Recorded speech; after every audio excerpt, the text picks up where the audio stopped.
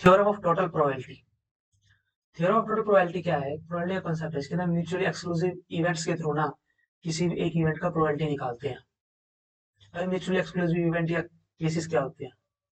Mutually exclusive event या फिर cases, ये क्या होता है ये देखते हैं। ओके, तो म्यूचुअली एक्सक्लूसिव इवेंट वो होते हैं या केस वो होते हैं जो कि साइमल्टेनियसली ऑकर नहीं होते हैं। ठीक है, तो ये पर्टिकुलरली यूज कब होता है देखते हैं।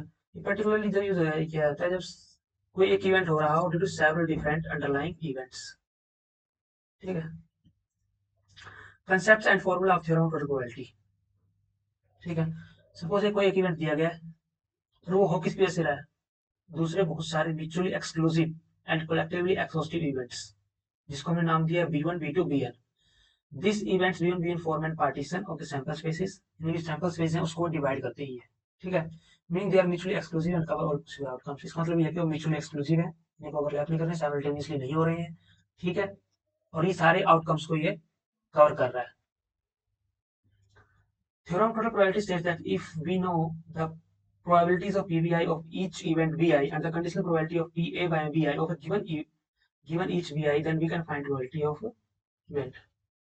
ठीक है, ये वही बात कह रहा है कि हमें पता हो सारी जो बी प्रोबेबिलिटीज थी म्यूचुअली एक्सक्लूसिव और म्यूचुअली जो एक्सक्लूसिव इवेंट्स थी उनकी प्रोबेबिलिटीज बताओ और हमें कंडीशनल प्रोबेबिलिटी बताओ, तो हम थ्योरम ऑफ प्रोबेबिलिटी मतलब जो टोटल प्रोबेबिलिटी निकाल सकते हैं। और उसका फॉर्मूला ये है, P A equals to P A intersection B one plus में P A intersection B two up to P A intersection B N. और इसको हम ऐसे भी लिख सकते हैं सिग्नल फॉर्म में, यानी कि आई इक्वल्स टू 1 से लेकर एन तक हमने चलाया और इसको हम एडिशन करते जा रहे हैं।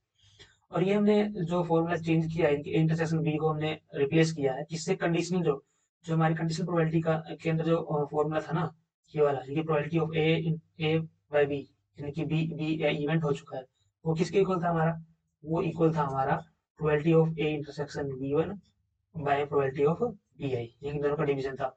जब हमने इसको रिसफल कर दिया, ये probability of A intersection B किसके बराबर आ जाएगा? Probability of B I into में probability of A by B I. वो सिंपल केस के लिए था, ये बी आई आ गया, तो जनरल केस के लिए हमारे पास ये फॉर्मूला बन जाएगा। ठीक है, ओके, आगे ही कंसेप्ट एंड फॉर्मूला है next slide. Explanation. B one B two B N term क्या है हमारे पास? म्यूचुअली एक्सक्लूसिव है और कलेक्टिवली एक्सॉस्टिव इवेंट्स है। ठीक है, तो ये पार्टीशन फॉर्म करता है, वही बात रिपीट हो रही है। और प्रोबेबिलिटी ऑफ बी आई क्या है? Probability of each event B आई।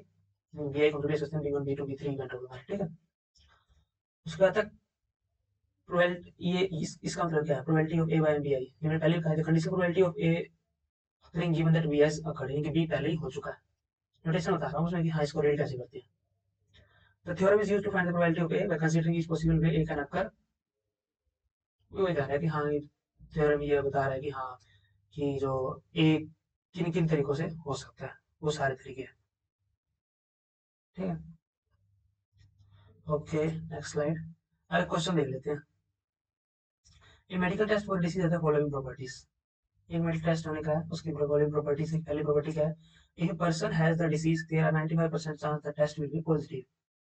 अगर किसी पर्सन को डिसीज है 95% 95% चांस है कि वो हमें बताया कि हाँ उसको डिसीज है ही, पॉजिटिव मतलब भी है। If person does not have a disease, there is 90% chance the test will be negative। ठीक है, अगर उसको नहीं है तो 90% चांस है कि उसको बताया कि हाँ भी इसको नहीं है। इन दी ऑपरेशन 1% है डिसीज, और केवल 1% लोगों को ही ये डिसीज है। What is the probability that randomly selected person will test positive? क्या प्रोबेबिलिटी होगी रैंडमली सिलेक्टेड पर्सन को डिसीज है या पॉजिटिव बताएगा उसको? तो हम अब क्या केसेस बन सकते हैं?